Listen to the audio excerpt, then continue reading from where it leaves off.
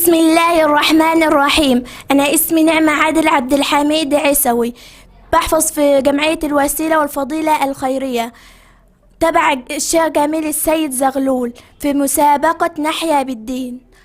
أعوذ بالله من الشيطان الرجيم.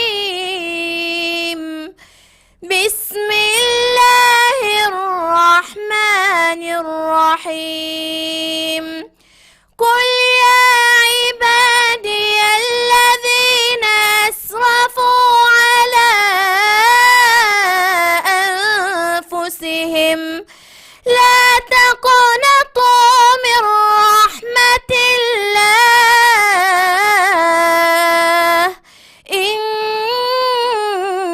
الله يغفر الذنوب جميعا، إنه هو الغفور الرحيم.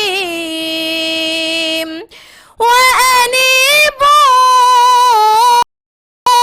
إلى ربكم من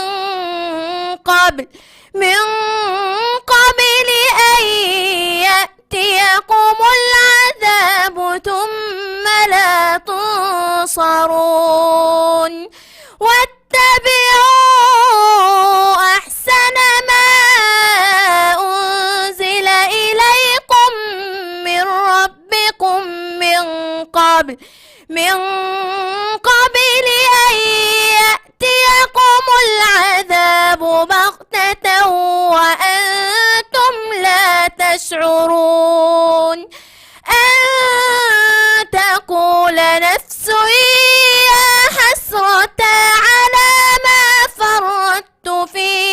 على ما فرطت في جنب الله، وإن كنت لمن الساخرين.